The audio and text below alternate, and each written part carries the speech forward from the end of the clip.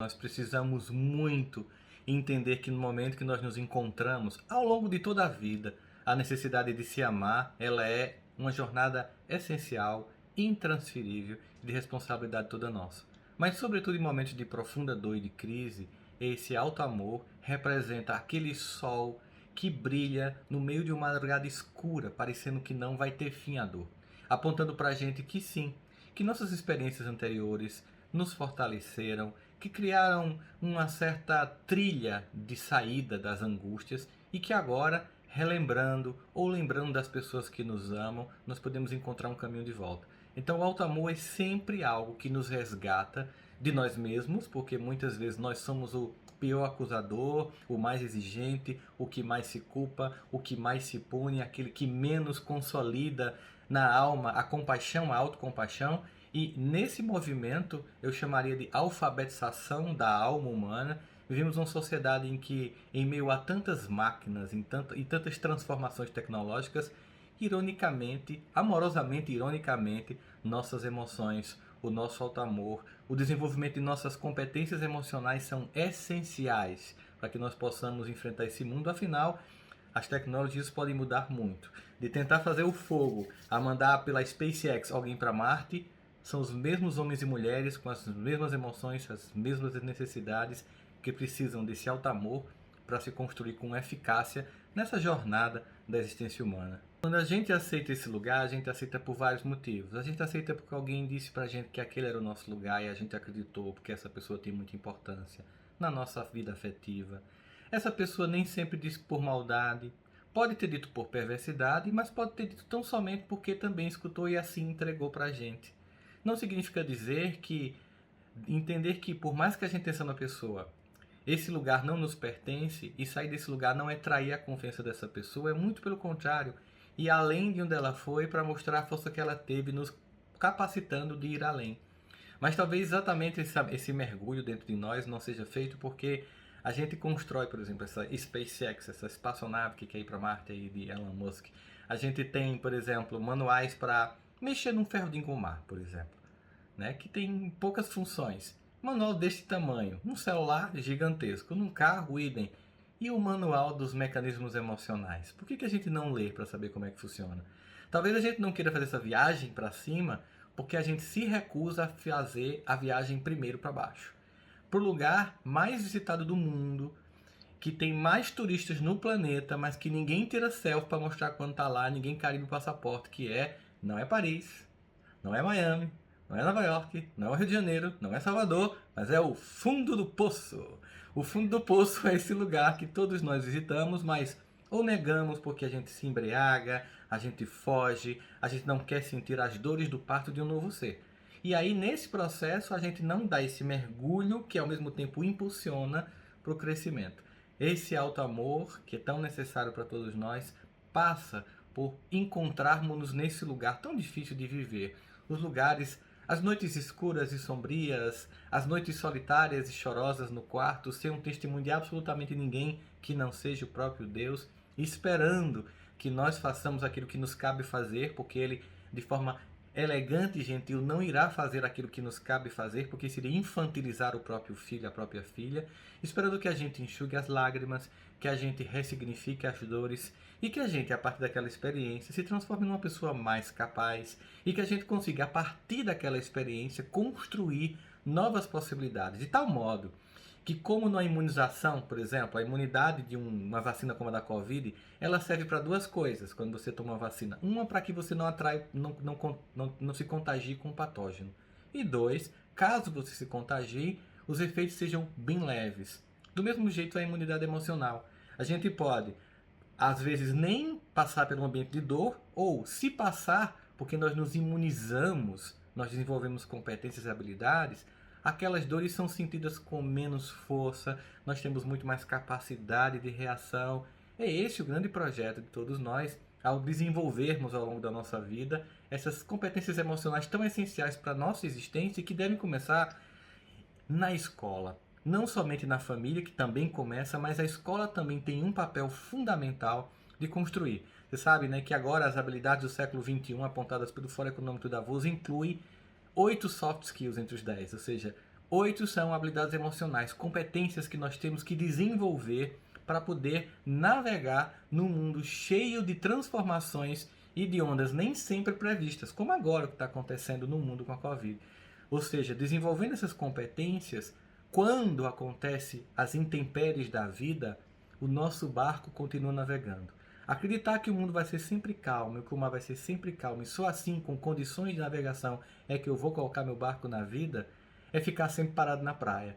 Quando eu fortaleço as estruturas da minha vida emocional, eu sou capaz não de me arrojar no mar bravio como um louco, não, mas de entender que quando o mar bravio vem, porque nem sempre é uma escolha minha, eu vou saber navegar mesmo nas circunstâncias mais adversas e voltar sã e salva para a praia da existência. Eu lembrei uma vez que minha mãe foi conversar com Dom Helder Câmara, aqui em Recife, e estava num momento de muita angústia, muita dor, como muitos de nós passam ao longo da vida, e disse assim: Dom Helder, me ajude, eu não suporto mais, são muitas pressões, é pressão de família, pressão de casamento, pressão de trabalho, pressão de filho, eu não aguento tanta pressão. E ele deu um sorriso largo e disse: minha filha, que beleza! E ela fez: por quê? Porque é assim, minha filha, pressionada por todos os lados que os foguetes sobem para o espaço. A visão de quem tem muita experiência da vida entende que não tem como ser diferente. Nós somos pressionados, mas é importante entender que se permitir sofrer, entender que a dor faz parte, que eu posso compartilhar com as pessoas certas as minhas angústias, para que elas também compartilhando as delas, elas validem as minhas dores, por exemplo, como você falou, uma pessoa valida, diz assim: eu tenho inveja, eu tenho medo, eu tenho angústia, eu tenho pânico, e não é um pacto de nós aceitarmos as nossas fragilidades e ficarmos estacionados nelas, mas entendermos que elas fazem parte das características humanas e que compartilhando nós nos fortalecemos, nós pegamos estratégias, mas sobretudo nós observamos, ao ouvir a dor do outro, que isso é humano, que isso é completamente normal, que faz parte, que o destino não me marcou para sofrer, que as pessoas sofrem, que também faz parte do processo, e que se eu olhar tão somente concentrado no aspecto doloroso, não que eu não possa não senti-lo, não que eu não deva senti-lo, inclusive validá-lo, mas se eu ficar concentrado tão somente na dor, toda a pedagogia da vida que está acontecendo enquanto aquilo ocorre na minha existência vai ser perdido. E é exatamente por isso que muita gente, por não se permitir estar lá no fundo do poço e entender a dinâmica do que acontece, visita constantemente. Porque quando você não entende por que você foi, ou você nem sai, ou você volta para lá várias vezes. Vide as pessoas que têm uma relação tóxica, mas não tentam investigar o que as colocou diante daquela situação, sempre achando que o outro era ruim, mas nunca se perguntou onde eu me permiti que aquele outro fosse ruim comigo, onde eu permiti que aquele outro me humilhasse, me pisasse, e por que não faz essas perguntas sobre si, sempre tão somente culpando o outro, não que o outro não tenha suas culpas, mas por que não pergunta sobre si, cai numa outra relação tóxica novamente, passa pelas mesmas angústias e humilhações e volta para o mesmo posto porque nunca se investigou a si mesmo para descobrir as potências, inclusive aprender a uma lição essencial. Somente num processo de alto amor genuíno, não alto amor fantasioso, só se eu for o mais bonito, a mais bonito, o mais inteligente, a mais inteligente, o mais capaz. Não, para agora, ser quem eu sou. Somente um alto amor genuíno me imuniza de qualquer pessoa que queira me fazer mal, porque alguém que se ama se respeita a tal ponto que não deixa ninguém machucar. E mais, esse aprendizado bonito sobre a própria vida faz com que você também não deseje machucar mais absolutamente ninguém. A não ser que das coisas normais que acontecem na vida. A gente às vezes erra, diz uma coisa que não deveria, tem um comportamento, mas imediatamente a gente se policia, pede desculpa, retifica e segue. Mas então, somente se permitindo sofrer, somente entendendo o caráter pedagógico da dor e se construindo dentro desse poço é que esse foguete, pressionado por todos os lados, pode subir para novos patamares do desenvolvimento do ser humano. Nosso alto amor, ele só acontece de fato quando ele congrega outros amores ao nosso redor. Porque nós somos o resultado de muitos amores. Amores imperfeitos, porque perfeito somente o amor de Deus o é. Amor de mãe, de pai, de irmão, de irmã, das pessoas que fazem parte dessa constelação de afetos, mas que muitas vezes nos machucam, nós nos machucamos uns aos outros, mas nos cabe a capacidade de perdoar, que também é uma atitude de muita inteligência, muito libertadora e curativa. Porque na medida em que eu tenho uma constelação de afetos à minha disposição, de amores, porque eu sou resultado desses amores, eu não sufoco nenhum deles. Eu não torno nenhum deles o único amor, a ponto que eu imagino que aquilo seja a tábua de salvação no oceano em que eu estou me afogando de carência. E aí eu consigo então, por exemplo, saber que existem coisas que nem tudo o marido vai me dar, vai ser uma amiga que vai me dar, nem tudo a minha mãe vai me dar, o pai vai me dar, nem tudo meu irmão vai me dar, a irmã vai dar, um amigo que se torna irmão como a gente é, vai dar. Assim a vida vai construindo essas habilidades de nos fazer entender que quando a gente interrompe um fluxo de afeto, a gente gera uma interrupção para os outros fluxos de afeto. E que quando a gente perdoa e resgata esse afeto, a gente é como se a gente generalizasse a experiência do amor. Do mesmo jeito que a gente pode generalizar a experiência do medo, achar que tudo vai dar errado, que depois de uma situação ruim com alguém, todas as pessoas vão nos machucar. No momento em que a gente muda essa perspectiva e aposta na vida, na esperança, no perdão, a gente generaliza a experiência do amor próprio, do amor para as pessoas, para viver com as pessoas de forma respeitosa, sempre nessa perspectiva de entender que nós somos a conjugação de amores imperfeitos e que isso é que é a beleza do humano, porque nós vamos nos construindo, nós vamos nos reformando, nós vamos nos habilitando a se tornar cada vez mais e melhor um ser humano que pode se melhorar, porque tudo que você dá muito pronto, você já percebeu que não tem valor? As pessoas que têm tudo muito dado, elas olham com tanta assim desdém, elas não veem o valor do processo da construção daquilo que foi entregue. Assim também é na escala dos afetos. É preciso que a gente entenda a força e o processo e que é uma luta diária. A gente tem que amar, a gente se odeia, a gente se irrita com a gente mesmo, a gente se irrita com os outros. Tem dia que a gente se acha o máximo, tem dia que a gente se acha a última criatura do mundo. E a gente oscila mais que a bolsa de valores em tempo de crise. É assim, sermos humanos é isso. E se amar é se amar em todo momento, inclusive quando a gente está lá, nem sentindo esse amor, pelo menos cuidando, para não deixar que a nossa carência ou os nossos dias ruins nos tornem vítimas, porque a gente nesses momentos, como diz a música de Renato Russo, muitos temores nascem do cansaço e da solidão. Não podemos deixar que nesses dias as pessoas, percebendo nossa fragilidade, as pessoas que são imaturas e ainda muito egoístas, tentem usar esse momento contra nós mesmos. Este é um momento de parto íntimo, de voltar para o escuro do quarto pessoal para construir novas capacidades e sair, sim, mais e melhor nesse campo de afeto, voltando mais maduro, menos exigente, menos querendo que tudo seja perfeito, perfeccionista com os outros e conosco mesmo. E aí sim, teremos uma relação madura com os outros, porque teremos uma relação madura com nós mesmos. Seremos menos exigentes, mais auto-empáticos conosco mesmo e temos mais compaixão, e assim seremos menos exigentes com os outros e teremos mais empatia e compaixão. E aí tudo flui. E aí a gente vai para a leveza, que quando não é assim, tudo é muito difícil e pesado. Primeira coisa para que eu possa perdoar é admitir que a mágoa existe. Parece incrível, mas esse é o primeiro passo. Porque tem gente que nem começou porque está inconscientemente magoado. Até convive com a pessoa, mas sempre em tom de guerra, em tom de espicaçando, sempre com piadas, de forma tóxica. E no fundo o que tem ali é uma mágoa profunda, que às vezes não foi tornada consciente. Muita gente tem medo de trabalhar o perdão, porque sabe que quando for abrir essa caixinha de Pandora, vão vir muitas outras coisas. Mas é assim a vida. Para melhorar, piora um pouquinho. Mas o que é libertado depois, com o processo curativo do perdão, é fantástico. Então, uma vez que eu admito que existe o ressentimento, porque às vezes eu acho, não, mas eu não posso odiar meu pai. Mas você está odiando.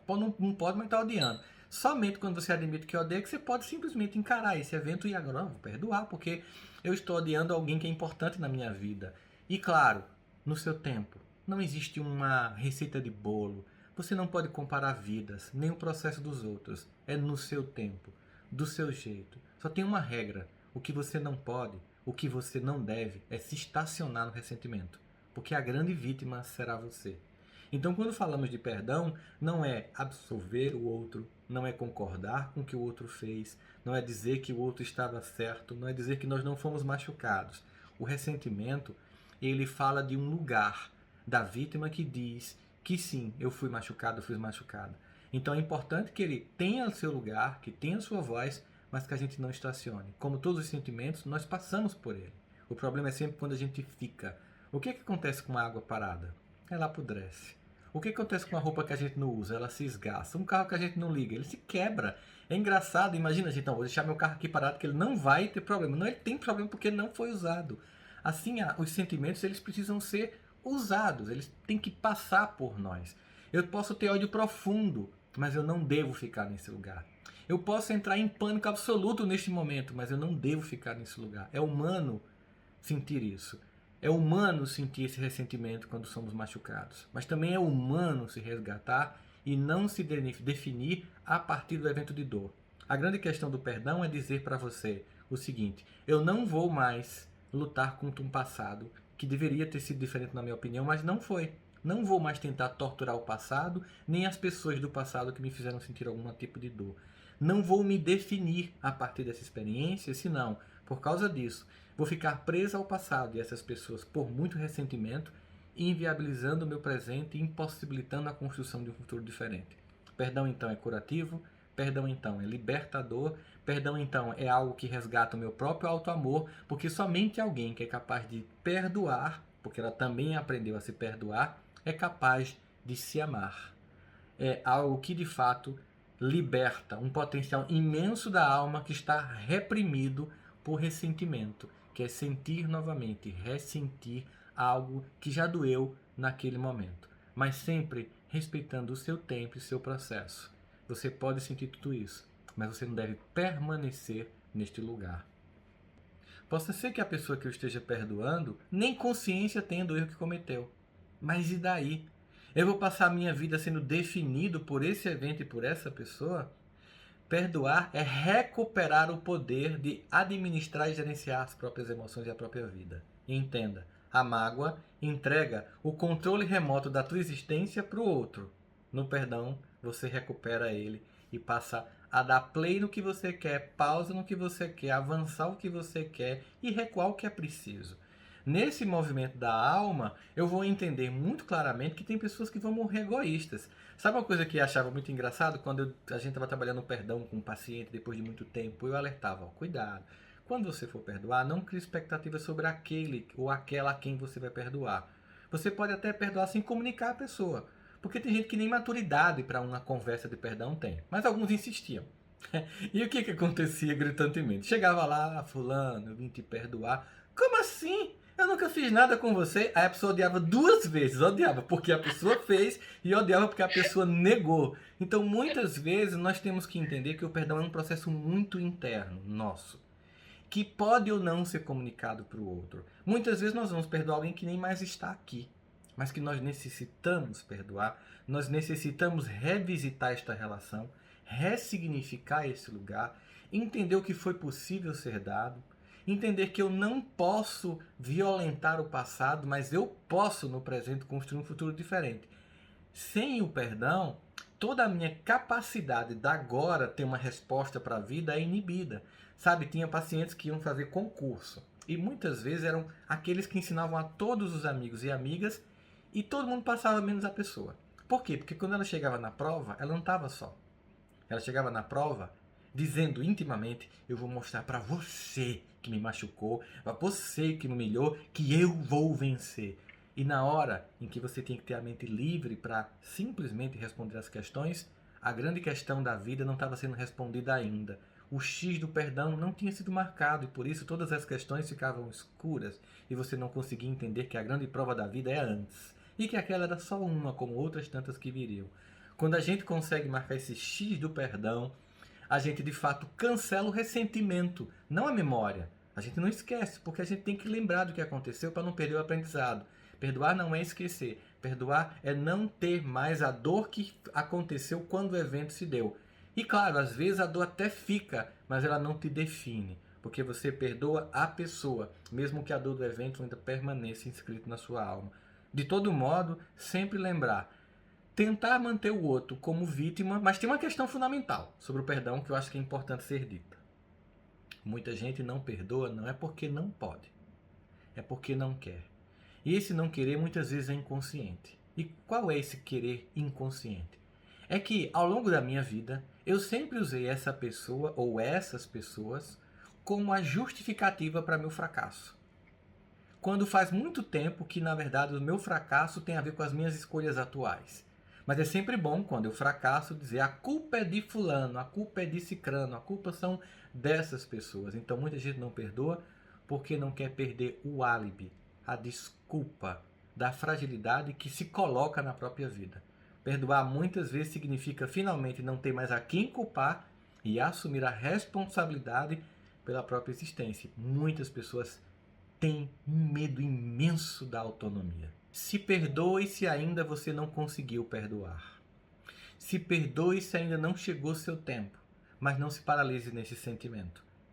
Se perdoe, mas busque encarar as suas dores, abrir essa mala de ressentimentos e, um a um, tirando para que a leveza comece a chegar na sua vida e aí você possa finalmente correr para os seus objetivos, correr para alcançar seus sonhos, porque em grande medida esses profundos ressentimentos fazem parece aquela bola que as pessoas usavam no passado e que impede de você correr. Você tem todo um desejo, tem um potencial, mas está preso a ressentimento que te impede de desenvolver a velocidade para alcançar os objetivos que você tanto deseja. E é incrível porque muita gente não consegue associar ressentimento com insucesso, ressentimento com falta de alto amor, ressentimento com capacidade de agir de forma plena na vida, com pleno potencial.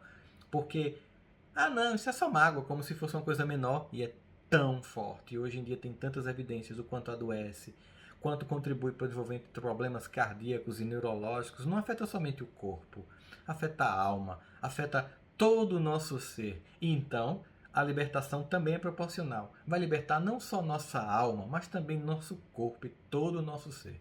Como a dor faz parte da vida, não adianta negá-la. Mas no momento em que eu encaro a dor de frente, eu imediatamente aprendo, eu muito rapidamente saio dela e volto à vida.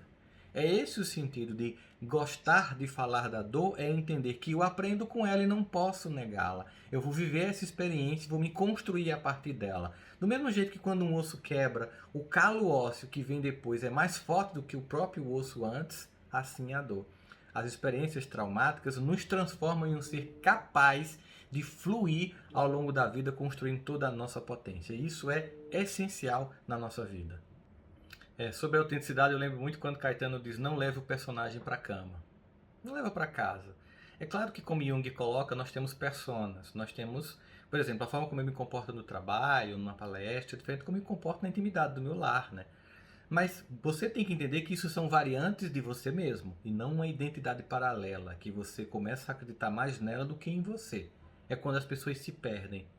Acontece muito isso com pessoas que ganham visibilidade instantânea, celebridades que não trabalharam o ego e de repente se deslocam de quem eram e que se tornaram. Se deslocam a tal modo que se estranham a tal ponto que se autodestroem. Então a coerência psicológica, que é a aproximação entre o que você é e o que você diz que é, ela tem que ser uma constante busca. Existem princípios que nos norteiam, princípios morais, religiosos, espirituais. Nós estamos em busca de uma sintonia com esse lugar, mas se nós dissermos que somos isso e não formos, se nós pregarmos só no fim de semana e na segunda formos uma pessoa tão sem ética como qualquer outra, isso vai gerando uma incoerência psíquica profunda. E isso vai gerando uma fissura dentro do próprio indivíduo, uma dor muito grande que vai ter que ser tamponada ou com a solução, que não é tamponar, é solucionar, e você voltar ao seu lugar de coerência, ou você vai fugir cada vez mais e criar um conjunto de coisas artificiais que vai fazer com que você se distancie tão profundamente de si que nunca mais se encontre. E é nesse lugar que muita gente vai te abusar, te usar, te enganar, ou vai te bajular, se você tiver poder, para manter você naquele lugar de ilusão. A gente lembra naquele filme de Fred Mercury, né, quando ele acorda, que tinha uma pessoa manipulando, sugando ele, vampirizando ele, e ele simplesmente acorda, primeiro percebe que ele foi responsável porque ele deixou, mas que o outro também usou aquele lugar de distanciamento da própria identidade, e a cena é quando ele deixa e sai a pé na rua, deixa aquela casa, aquela mansão na chuva, dizendo assim: não importa o preço que eu vá pagar para me reencontrar novamente, eu preciso voltar a me encontrar, né? Passar aquela música, deixe-me ir, preciso andar, vou me procurar, né? Essa música é muito linda, ou seja, essa busca de retornar a si. Vim para me encontrar, exatamente. Engraçado que nesse mesmo mundo em que muita gente quer ser uma cópia e todo mundo faz muitas coisas iguais, tem se destacado cada vez mais as pessoas mais originais. A gente meio que está cansando de artificialidade, superficialidade, de Ctrl-C, Ctrl-V, de encontrar pessoas iguais em tudo que é esquina. Nós queremos pessoas originais, pessoas reais, humanas, com fragilidades, que erram, que dizem uma coisa que não deveria ter dito, que fala errado, que de vez em quando engolam um S na vida, não somente na conjugação dos verbos, mas também na própria vida afetiva. Pessoas como nós. Na medida em que as pessoas se fantasiam de uma excelência que não possuem, elas se desconectam e mostram no fundo do fundo, porque por mais que você tenha um personagem que você colou muito bem, de vez em quando a máscara cai, o outro, opa, olha, aquela pessoa não é ela mesma. E num mundo que também, apesar de ser ao mesmo tempo um mundo das redes sociais, em que você coloca filtros e coisas que o valha, também é um mundo que, por causa das muitas exposições, tem nos levado a um grau de profunda transparência. E essa transparência, ela também faz parte de encontrar consigo mesmo. Eu não preciso ser transparente para as pessoas que podem usar aquela minha transparência contra mim, mas eu não posso ser opaco para mim mesmo, para mim mesma. Pelo menos comigo, na relação comigo, eu tenho que ter uma total consciência de quem sou, né? Quando alguém diz assim, ah, você é uma pessoa tão doce, eu digo, mais ou menos. Você é uma pessoa tão pacífica, eu tento. Você é uma pessoa tão assim amável, estou me esforçando, porque eu também não sou isso. Eu também entendi que explodo, eu também entendi que eu sou ríspido, eu também entendi que me arrependo pela forma como eu tratei um vendedor e faço, caramba, essa pessoa não tinha nada a ver com meus problemas, eu fui ríspido, isso é injusto, e eu me sinto mal, depois eu também não fico me punindo, tá bom, não adianta se punir, não faz de novo e se puder pede desculpa, se ainda estiver na situação. Nós somos assim, né? É desse jeito, construindo a nossa vida desse modo, que a gente aprende a se amar originalmente e não numa idealização do ego. Só vou me amar se, na condição de, ou quando for. Não, é para agora. Até porque esse se para quando for só vem quando o amor vem para hoje. É quando o amor vem para hoje, para agora, sendo você quem é, como você é, que você diz assim, agora eu vou encarar essa vida e vou dar o meu melhor e vou fazer o que eu puder e sei que eu vou errar e eu não vou me culpar, é processo. Não é pecado nenhum, é processo para construir e chegar lá. E eu vou, subo a escada, caio, eu rio de mim, sabe? Ontem eu cheguei aqui em casa, depois de pegar as compras e fui para o carrinho de feira e comecei a tentar abrir.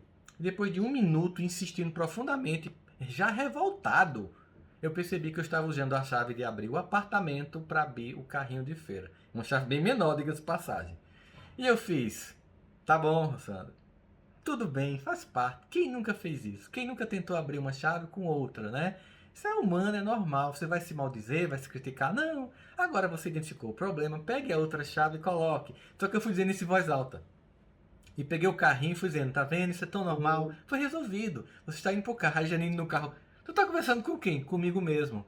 Eu tô dizendo pra mim que é normal eu ter passado 2 minutos tentando abrir a chave do carrinho de compras com a chave do apartamento. Ela começou a rir. Eu tenho que me acolher. Eu tenho que ler da minha humanidade. Eu tô às vezes esquecendo o nome das pessoas. É isso. Vou fazer 50 anos esse ano. Não vou ficar pra semente. Vai acontecer essas coisas.